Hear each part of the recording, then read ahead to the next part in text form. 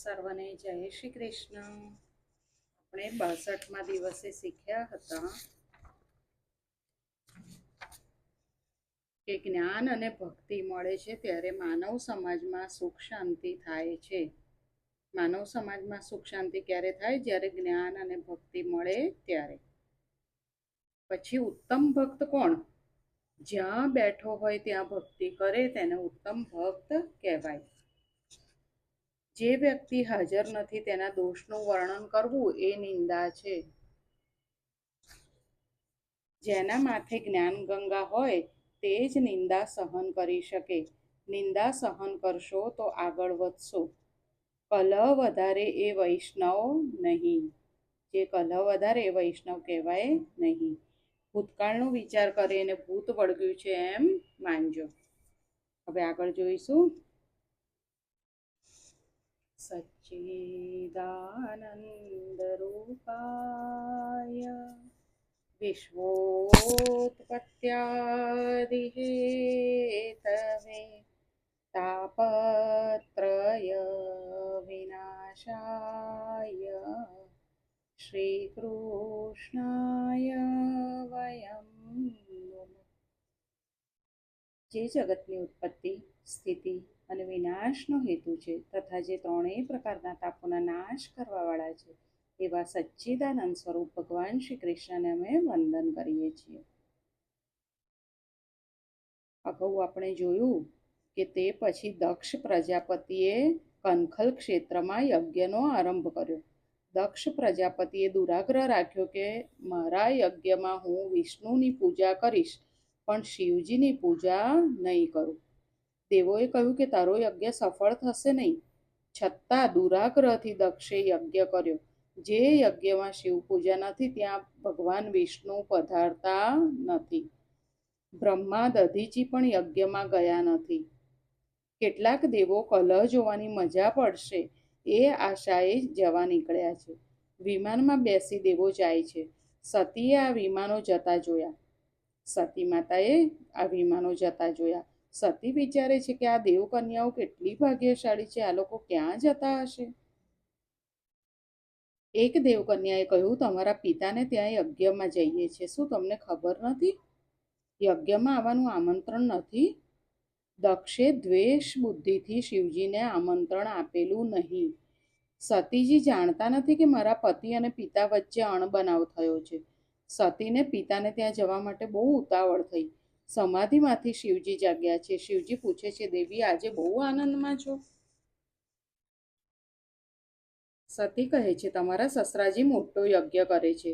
શંકર કહે છે, દેવી આ સંસાર છે. કોઈના ઘરે લગ્ન, કોઈના ઘરે મરણ. સર્વ સંસાર દુઃખથી ભરેલો છે. સુખરૂપ એક પરમાત્મા છે. તારા અને મારા પિતા નારાયણ છે. સતીએ કહ્યું છે, મહારાજ તમે કેવા નિષ્ઠુર છો કે તમને કોઈ સગા સંબંધીઓને મળવાની ઈચ્છા થતી નથી. શંકર જવાબ આપે છે, દેવી હું બધાને મનથી મળું છું, કોઈને શરીરથી મળતો નથી. પ્રત્યક્ષ શરીરથી કોઈને મળવા જવા ઈચ્છા થતી નથી. સતી બોલ્યા, તમે તત્વનિષ્ઠ છો, બ્રહ્મરૂપ છો, પણ નાથ મને ત્યાં જવા માટે બહુ ઈચ્છા છે. તમે આવો તો તમારું સન્માન થશે. શિવજી કહે છે કે મને સન્માનની ઈચ્છા નથી. સતી કહે છે, નાથ તમને બધું જ્ઞાન છે પણ એક વસ્તુનું જ્ઞાન નથી. તમને વ્યવહારનું બરાબર જ્ઞાન નથી. આપણે કોઈને ત્યાં નહીં જઈએ તો આપણે ત્યાં કોઈ આવશે નહીં. ભોળાનાથ બોલ્યા, બહુ સારું, કોઈ નહીં આવે તો બેઠા બેઠા રામ રામ કરીશું. સતી કહે છે, ખોટું નહીં લગાડો તો કહું, કન્યાને પિયરમાં જવાથી કેવું સુખ મળે છે તેનું જ્ઞાન તમને નથી. તમે કન્યા થાવ, તમારું લગ્ન થાય તે પછી તમને ખબર પડે કે કન્યાને પિયરમાં જવાથી કેવું સુખ મળે છે. તમારે આવવું જ પડશે. શિવજી કહે છે, દેવી જગતમાં ભટકવાથી શાંતિ મળશે નહીં. સતીજીને શિવજી આજ્ઞા કરે છે, એક જગ્યાએ બેસીને પ્રભુને રીઝવો. મનમાં જ્યાં સુધી જળ પદાર્થ કે બીજો જીવ આવે છે ત્યાં સુધી પરમાત્મા ત્યાં આવતા નથી. શિવજીએ શું કહ્યું કે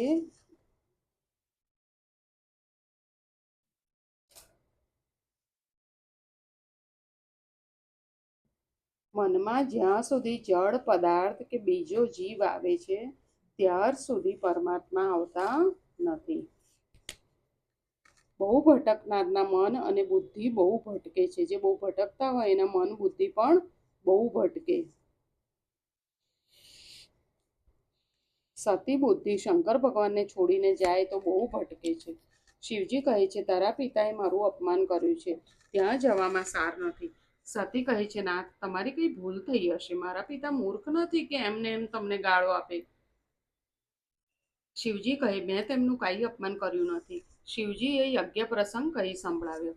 સતી ચરિત્ર એટલે પિતૃસ્નેહ અને પતિ નિષ્ઠાની ખેંચતાણ છે. સતી કહે છે આપે મારા પિતાજીને માન કેમ ના આપ્યું? શિવજી કહે છે મેં મનથી તારા પિતાજીને માન આપેલું, હું કોઈનું અપમાન કરતો નથી. સતી બોલ્યા આ વેદાંતની પરિભાષા લાગે છે. મારા પિતાના અંતરમાં રહેલા વાસુદેવ કૃષ્ણને તમે વંદન કર્યા, તે મારા પિતાને કેવી રીતે ખબર પડે? તમે એ વાત હવે ભૂલી જાઓ. શિવજી બોલ્યા દેવી, હું ભૂલી ગયો છું, પણ તારા પિતા ભૂલ્યા નથી. સતીને ભગવાન શંકર સમજાવે છે જ્યાં મને માન નથી ત્યાં જવાથી તમારું અપમાન થશે. તમે માનીની છો, અપમાન સહન નહીં કરી શકો. તમે ત્યાં ન જશો, અનર્થ થશે. સતીજીએ માન્યું નહીં. તેમણે વિચાર્યું કે હું યજ્ઞમાં જઈશ નહીં તો પિતા અને પતિ વચ્ચેનું વેર વધી જશે અને સર્વને તેની જાણ થશે. સતીએ વિચાર્યું કે હું ત્યાં જઈને પિતાને કહીશ કે હું તો વગર આમંત્રણે આવી, પણ મારા પતિ વગર આમંત્રણે નહીં આવે, માટે ભાઈને તેને બોલાવવા મોકલો. પિતા પતિમાં વેર ઉત્પન્ન થયું છે તેની હું શાંતિ કરીશ. આજે પતિની આજ્ઞા નથી તો પણ હું પિયરમાં જઈશ. સતીએ ઘરનો ઉમળો ઓળંગ્યો છે. જે દિવસે ઘરમાં ખટપટ થાય તે દિવસે ઘર છોડવું નહીં. ઘર છોડે તો તે બહાર સુખી થઈ શકતો નથી. શિવજીએ જોયું કે હવે જાય છે તો પાછી આવવાની નથી, ભલે જાય, પણ એકલા જાય તે ઠીક નથી. શિવગણોને આજ્ઞા કરી કે તમે પણ સાથે જાઓ. સુખદેવજી વર્ણન કરે છે રાજન, શિવગણો આવ્યા છે. કહ્યું માં તમે ચાલતા જાય તે ઠીક નથી. સતી નંદિકેશ્વર ઉપર સવાર થયા છે. શિવજીએ સતીની સાડી વગેરે પોટલામાં બાંધ્યું કે હવે આ પાછી આવવાની નથી. જાય તો પોતાનું સર્વ લઈને જાય. આ શિવ સતીનું છેલ્લું મિલન હતું. શિવજીએ વિચાર્યું સતીની કોઈ વસ્તુ અહીંયા રહેશે તો મારા શ્રી કૃષ્ણ ભજનમાં વિક્ષેપ કરશે. મનમાં વિકાર ઉત્પન્ન કરે તેવું કોઈ ચિત્ર ઘરમાં રાખવું નહીં. મનમાં વિકાર ઉત્પન્ન કરે તેવું કોઈ ચિત્ર ઘરમાં રાખવું નહીં. તે ચિત્ર પછી મનમાં આવશે અને કૃષ્ણ ભજનમાં વિઘ્ન કરશે. સતી બોલ્યા આ બધી વસ્તુઓની શી જરૂર છે? શિવજી કહે છે દેવી જરૂર પડશે, આ બધું લઈ જાઓ. સતીને જવાની ઉતાવળ હતી એટલે વ્યાસજીએ રસ્તાનું વર્ણન કર્યું નથી. સતીજી યજ્ઞ મંડપમાં આવે છે. શંકરની અર્ધાંગિની છે. આખું જગત તેને માન આપે છે, ઋષિઓ તેને માન આપે છે, પણ તેથી સતીજીને સંતોષ થયો નહીં. આદિશક્તિ જગદંબા આજે દક્ષને વંદન કરે છે. દક્ષ મુખ ફેરવી લે છે. સતી ફરીથી પ્રણામ કરે છે. સતીને જોતા દક્ષને ક્રોધ થયો છે. કેમ અત્રે આવી હશે? દક્ષ દક્ષ નથી પણ અદક્ષ છે. શ્રીધર સ્વામીએ કહ્યું છે કે દક્ષ ક્રિયાદક્ષ નહીં પરંતુ ક્રિયા અદક્ષ હતો. સતી વિચારે છે મારા પિતા મારી સામું પણ જોતા નથી, મને હવે અહીંયા રહેવાની ઈચ્છા નથી, હું ઘરે જઈશ. શિવજી ઉદાર છે, મારો સ્વીકાર કરશે. માતાજી યજ્ઞ મંડપમાં ભ્રમણ કરે છે. માતાજી યજ્ઞ મંડપમાં ભ્રમણ કરે છે. સર્વ દેવોની સ્થાપના હતી પણ એક શિવજીની સ્થાપના ન હતી. સતીએ જોયું તો યજ્ઞમાં દરેક દેવને યજ્ઞ ભાગ આપવામાં આવેલો, પણ શંકરને યજ્ઞ ભાગ આપવામાં આવ્યો નથી. શિવજીનું આસન રાખવામાં આવ્યું નથી. આજે ઈશાન દિશા ખાલી હતી. દક્ષ પ્રજાપતિએ સતીનું અપમાન કર્યું. એ સતીએ સહન કર્યું, પણ માતાજી સતીથી આ પતિદેવનું અપમાન સહન થતું નથી. સતીને અતિ દુઃખ થયું. જગદંબાને ક્રોધ આવ્યો છે. માથે બાંધેલ વેણી છૂટી ગઈ છે. દેવો માતાજીને વંદન કરે છે. માતા ક્રોધ કરો નહીં. સતી કહે તમે ગભરાશો નહીં, હવે હું ક્રોધ મારા શરીર ઉપર કરીશ. આ શરીરથી મેં પાપ કર્યું છે, પતિની આજ્ઞાનો ભંગ કર્યો છે. આ શરીરને હવે હું બાળી દઈશ. સભામાં જગદંબાએ 13 શ્લોકમાં ભાષણ કર્યું છે. અરે તારા જેવા વિષયી શિવ તત્વને શું જાણે? જે શરીરને આત્મા ગણે છે તે શિવ તત્વને શું જાણે? મોટા મોટા દેવો શંકરના ચરણનો આશ્રય લે છે. શિવ કૃપા વગર બ્રહ્મ જ્ઞાન થતું નથી. શિવ કૃપા વગર કૃષ્ણ ભક્તિ મળતી નથી. શિવ કૃપા વગર કૃષ્ણ ભક્તિ મળતી નથી. પ્રવૃત્તિ નિવૃત્તિથી પર થઈ સ્વ સ્વરૂપમાં લીન રહેનારા શિવજી પરબ્રહ્મ પરમાત્મા છે. મને દુઃખ થાય છે કે શિવ નિંદા કરનાર દક્ષની હું કન્યા છું. સતી ઉત્તર દિશા તરફ મુખ રાખી બેઠા છે. શરીર છોડવા યોગ માર્ગમાં સ્થિત થયા. શિવજીનું ધ્યાન કરતા કરતા માતાજીએ શરીરમાં અગ્નિ તત્વની ભાવના કરી. અંદરથી ક્રોધાગ્નિ બહાર આવ્યો. શરીર બળવા લાગ્યું. આદિશક્તિ જગદંબાનું અપમાન થયું છે. હવે દક્ષનું કલ્યાણ નથી. નારદજી કૈલાસમાં શંકર પાસે પધાર્યા. ભગવાન શંકર સનકાદિ ઋષિઓને બ્રહ્મ વિદ્યાનો ઉપદેશ કરે છે. નારદજી કથામાં બેઠા છે. વિચારે છે કે શિવજી કેવા ભોળા છે. સતીજીએ શરીર બાળી દીધું છે, પણ આને દુઃખ થતું નથી. નારદજી રડ્યા છે. કહ્યું છે, તમે વિધુર થયા છો. નાથ, તમારું અપમાન માતાજી સહન કરી શક્યા નહીં. શરીર બાળી દીધું છે. સતીએ દેહત્યાગ કર્યો છે. આદ્યશક્તિનો નાશ ન થાય. સતી ગુપ્ત રીતે શિવમાં મળી ગયા છે. નારદજી કહે છે, આપ આ લોકોને સજા કરો. શિવજી કહે, મારે કોઈને સજા કરવી નથી. ગંગાજીને માથે રાખે તેને ક્રોધ આવે ક્યાંથી? શિવજી પરમાત્મા છે. તેમને ક્રોધ ત્રાસ આપી શકે નહીં. કામ વાસના ત્રાસ આપી શકે નહીં. બહુ સરળ થઈએ તો જગતમાં લોકો દુર્બળ માને. બહુ સરળ થઈએ તો જગતમાં લોકો દુર્બળ માને છે. નારદજીએ જ્યારે કહ્યું કે તમારા ગણોને પણ માર પડ્યા છે, ત્યારે શિવજીને થોડો ક્રોધ થયો. શિવજીને ક્યારે થોડો ક્રોધ થયો? જ્યારે ખબર પડી કે એમના ગણોને પણ માર પડ્યા છે. જટામાંથી વીરભદ્ર પ્રગટ થયો છે.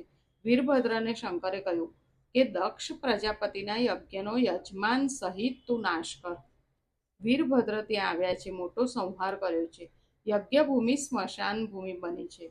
યજ્ઞનો વિધ્વંસ થયો. દક્ષને પકડીને મસ્તક અલગ કર્યું. દેવો ગભરાયા.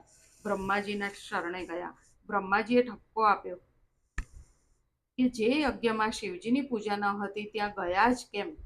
બ્રહ્માએ કહ્યું, જાઓ શિવજીની ક્ષમા માંગો. દેવો કહે કે અમારી એકલા જવાની હિંમત નથી, આપ સાથે ચાલો. શંકર ભગવાનની કૃપા વગર સિદ્ધિ મળતી નથી. કૈલાસની તળેટીમાં સિદ્ધ મહાત્માઓના અખાડા છે. દેવો બધા કૈલાસમાં આવે છે. મહાદેવજી બ્રહ્માજીને સાષ્ટાંગ પ્રણામ કરે છે અને બધા સદાશિવને પ્રણામ કરે છે. તે પછી બ્રહ્માજી હસતા હસતા કહે છે, યજ્ઞને ઉત્પન્ન કરનાર આપ છો, વિધ્વંસ કરનાર આપ છો. યજ્ઞ પરિપૂર્ણ થાય તેવું કરો. તમે પણ પધારો. શિવજી ભોળા છે, આવવા ઊભા થયા. શિવજી સરળ છે. યજ્ઞ મંડપમાં રુધિરની નદીઓ વહેતી જોઈ વીરભદ્રને ઠપકો આપે છે. મેં તને શાંતિથી કામ લેવાનું કહ્યું હતું. વીરભદ્ર માફી માંગે છે. દક્ષના ધડ ઉપર બોકડાનું માથું ચોંટાડવામાં આવે છે. શિવજીની નિંદા કરનાર બીજા જન્મમાં બોકડો થાય છે. બોકડો અતિ કામી હોય છે. અજનો બીજો અર્થ થાય છે પરબ્રહ્મ. અજનો બીજો અર્થ શું છે? પરબ્રહ્મ.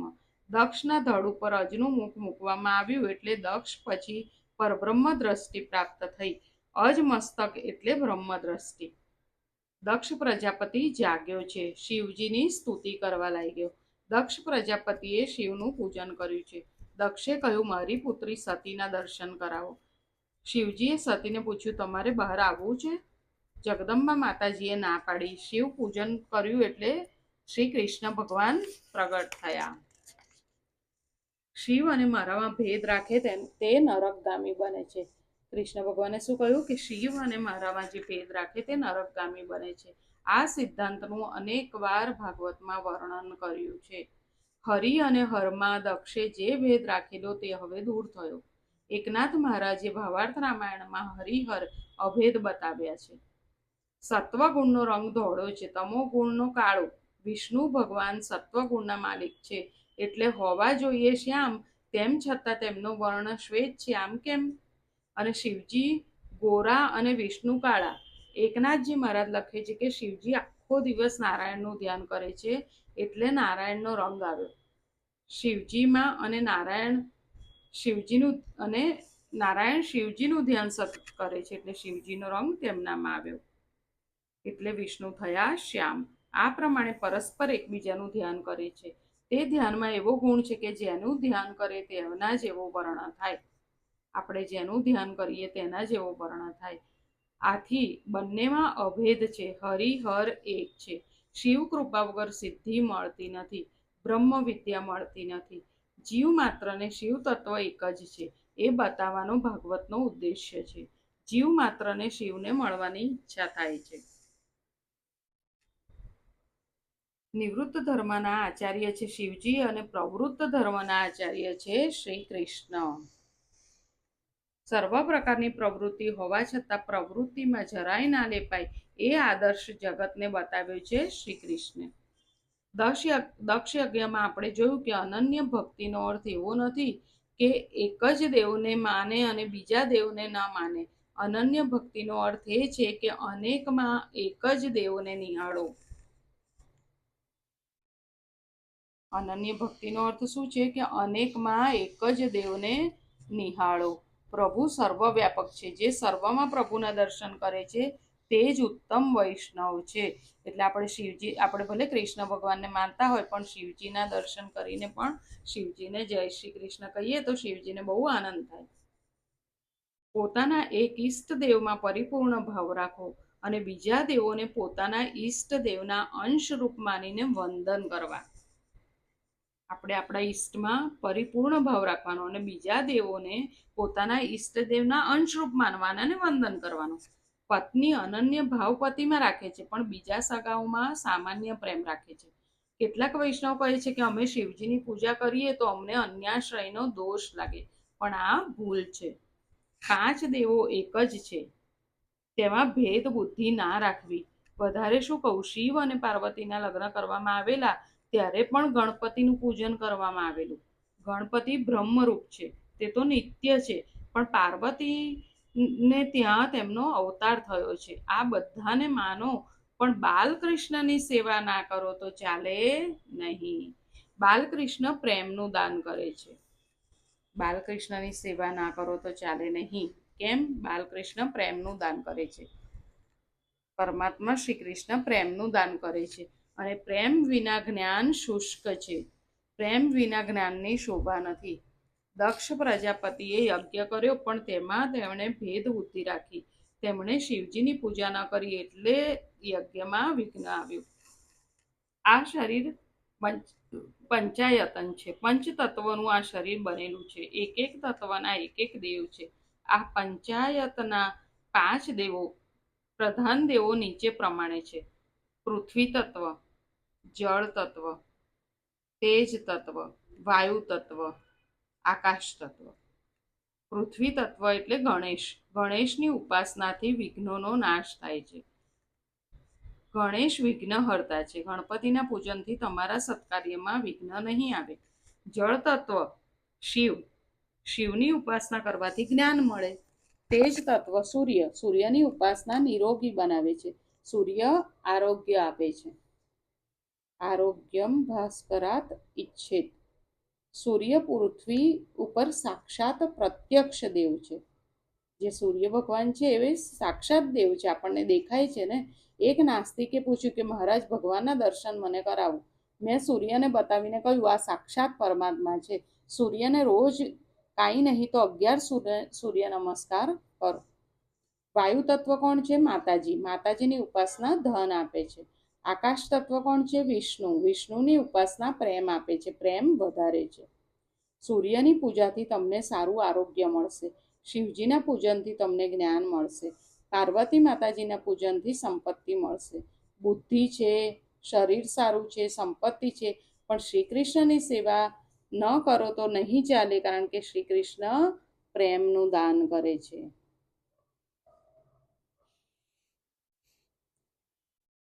આજે અહીંયા સુધી રાખીએ, ફરી જલ્દી મળીએ. આજે આપણે શું શીખ્યા એ આપણે જોઈ લઈએ. આજે આપણે શીખ્યા કે જ્યાં સુધી જળ પદાર્થ કે બીજો જીવ આવે છે ત્યાં સુધી પરમાત્મા ત્યાં આવતા નથી. આપણા મનમાં જ્યાં સુધી બીજો જીવ કે બીજું જળ પદાર્થ છે ત્યાં સુધી પરમાત્મા આવતા નથી. અને જે બહુ ભટકતા હોય, બહુ ભટકનારના મન અને બુદ્ધિ પણ બહુ ભટકે છે. બીજું આપણે શીખ્યા કે જે દિવસે ઘરમાં ખટપટ થાય તે દિવસે ઘર છોડવું નહીં. ઘર છોડે તો તે બહાર સુખી થઈ શકતો નથી. મનમાં વિકાર ઉત્પન્ન કરે તેવું કોઈ ચિત્ર ઘરમાં રાખવું નહીં. તે ચિત્ર પછી મનમાં આવશે અને કૃષ્ણ ભજનમાં વિઘ્ન કરશે. અનન્ય ભક્તિનો અર્થ એવો નથી કે એક જ દેવને માને અને બીજા દેવને ન માને. અનન્ય ભક્તિનો અર્થ શું છે કે અનેકમાં એક જ દેવને નિહાળો. પ્રભુ સર્વવ્યાપક છે. જે સર્વમાં પ્રભુના દર્શન કરે તે જ ઉત્તમ વૈષ્ણવ છે. બાલકૃષ્ણની સેવા ન કરો તો ચાલે, બાલકૃષ્ણ પ્રેમ સેવા ન કરો તો ન ચાલે. શ્રી કૃષ્ણની સેવા ન કરો તો ન ચાલે. કેમ? કારણ કે એ પ્રેમનું દાન કરે છે અને પ્રેમ વિના જ્ઞાન પણ શુષ્ક છે. પ્રેમ વિના જ્ઞાનની શોભા નથી. સૂર્યની પૂજાથી સારું આરોગ્ય મળશે. શિવજીના પૂજનથી જ્ઞાન મળશે. પાર્વતી માતાજીના પૂજનથી સંપત્તિ મળશે. બુદ્ધિ છે, શરીર સારું છે, સંપત્તિ છે, પણ શ્રી કૃષ્ણની સેવા ન કરો તો ચાલે નહીં. કારણ કે શ્રી કૃષ્ણ પ્રેમનું દાન કરે છે. આજે અહીંયા સુધી રાખીએ. ફરી જલ્દી મળીએ. સૌને જય શ્રી કૃષ્ણ.